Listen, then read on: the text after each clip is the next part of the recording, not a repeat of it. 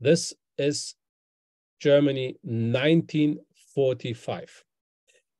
The Russian army is getting closer from the east to Berlin. The American and British army is getting closer from the west to Berlin. And when Berlin is conquered, the war, finally, the Second World War is over. So we see that the Nazis, the Germans, had a lot of problems. We will focus only on one problem. We will focus on this here. The Nazis created all around Europe a lot of concentration camps, as we know. And when the armies, the allies, Russia, America, and Britain, get closer to Germany, the Nazis wanted to destroy all concentration camps and murder all prisoners. Why? So there will be no witnesses who can tell what the Nazis did. Why was this important for the Nazis? And this maybe sounds a little bit crazy, but it is how it is. The Nazis thought that they just lost the war, and after that, they can talk to the Allies and can still rule this country. Adolf Hitler didn't thought that because, yeah, he suicided later, as we know, but the rest of the government really had this crazy idea.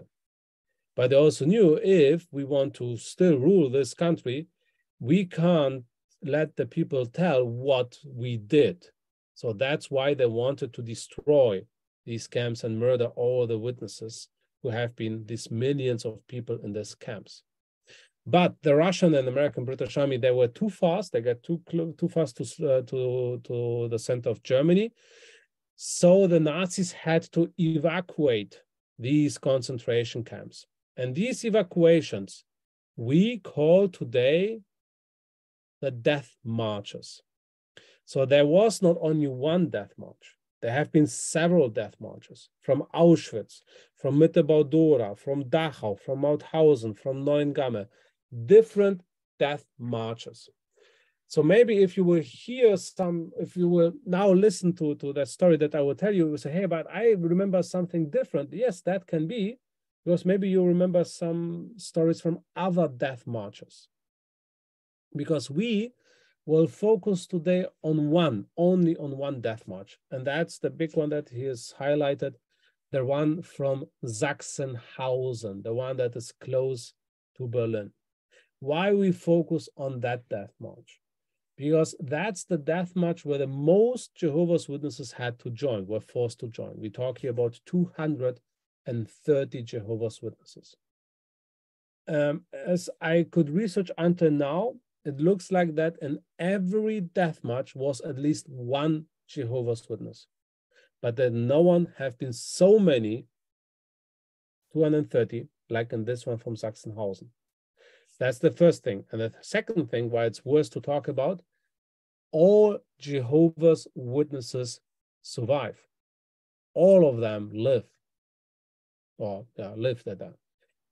And that's interesting because in other death marches, we have stories when also Jehovah's Witnesses died, but not here. We have a whole group of 230 men and women who survived this death march. So if you have been worried about this story today, you don't have to. Everybody survives of the witnesses. Don't worry about that. And as you can see, they stopped in the nowhere. The goal was to get to the Baltic Sea to the north, get all the prisoners on the ships, destroy the ships, and this is how the Nazis wanted to kill all of them. How many had to join this death march? 30,000 people. And from these 30,000 people, more than 10,000 died. So more than every third died on this horrible march. And no witness, this makes it more remarkable. And the question is why?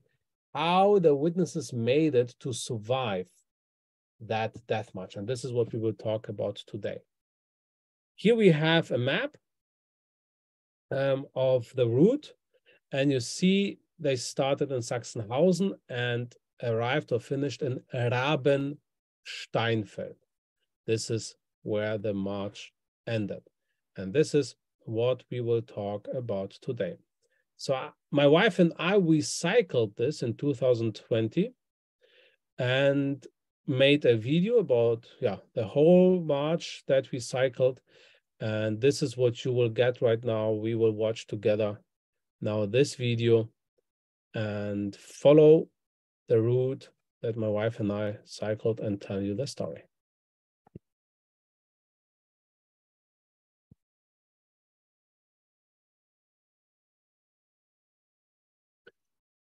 This is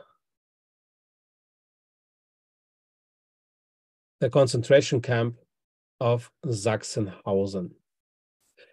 The death march started in the concentration camp on the 21st of April, 1945. How was the life in the last months of this concentration camp? So life was always bad. If you remember 2 about the camp, we talked a lot about that. But in the last month, the life got worse. For example, the barrack was built for 150 prisoners, and mostly 250 prisoners have to live in that. And from January 1945, in some barracks have to be 700, 800, 900 prisoners. So hygiene conditions, food, sleeping, awful, really awful. That was one thing. But the prisoners in this camp on these last days, they heard something nice. They heard a good voice or a good sound. The bombing of Berlin. I call it a good sound because for the prisoners was a good sound. Not for the people in Berlin, of course, not 1,000 died. But for them, they knew this sound means the Russian army is getting closer and the end of the war is close and the liberty is much closer. Maybe we will survive. But they realized that the Nazis will probably evacuate this camp. So everybody tried to prepare himself. How they do that? Mostly by stealing stuff, mostly by stealing food, bread, or they stole things that were value like watches or something, or maybe to trade later. What did Jehovah's Witnesses?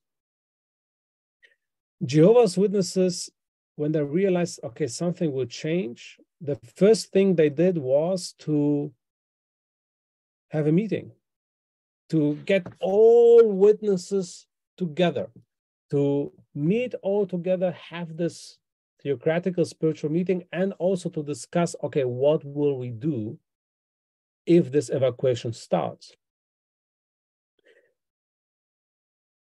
And they did something that most, or not most, I think, I hope, every Jehovah's Witnesses heard about and also has at his home. Go bags. The witnesses in this camp decided to have go bags. They didn't call it at that time go bags, they just called it bags.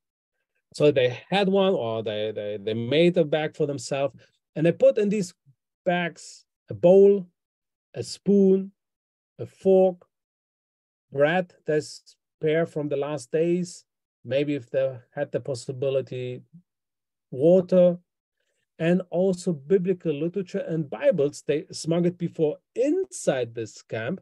Now they smuggled it outside the camp. So these bags were already prepared that just in case, grab it and go. That explains a lot why Jehovah's Witnesses today also talk a lot about go bags, because already in 1945, they realized these bags saved lives. And we will talk about them, that not only once, these go bags saved the life of these 230 Jehovah's Witnesses. So on the 22nd of April, I say that it was the first day of the death march. But just 5 minutes ago, I said 21st. Yes, but we talk about the death march of Jehovah's Witnesses. Why the witnesses started one day later? So the Nazis, of course, tried to make it in an organized way, to leave this camp, to leave these gates. And the organization looks like that. They had a column, a group of 500 men, only men, no woman. The same nation, so only German or only Polish or only Russian, get some food, get some guards, and go. Next group, 500, only men, same nation, some food, some guards, and go. And this took time. And also about women and men, this is also interesting. This camp is normally only for men. But because of the evacuations from Auschwitz, we know that about 5,000 have been in this camp. 5,000 women, sorry. 5,000 women in this camp. And among these 5,000 women were at least 18 sisters, 18 female Jehovah's Witnesses. So we don't have only brothers, we don't have only male witnesses, but also sisters here. And that was the big problem for the witnesses. First problem, there were 230. They were not a column of 500. Second problem, these 230 were from 6 different nations or 10 different nationalities. So they have to be split to different groups. And third problem, these women. Normally, these 18 women should join 482 other women who are not Jehovah's Witnesses. So the witnesses, some of them risked their lives and asked the Lager commandant, the general, whoever this military command was, for permission. Please let us go alone. Please allow us all together. The nations makes no sense for us. For us, we are not Germans, we are not Polish, we are not Russians, we are Jehovah's Witnesses. It's not important for us from where we come from. And these women, these are our sisters. They belong to us. Please allow these sisters to join us and not to join the other groups. We want to be together. And they got this permission. And they got this permission and could go as one group. And among these Jehovah's Witnesses, these 230 men and women have been, for example, like the Dutch Jehovah's Witness Adrianus Kamp, or also a Polish Jehovah's Witness who was French nationality, Louis Piechota, or also Arthur Winkler, a German Jehovah's Witness.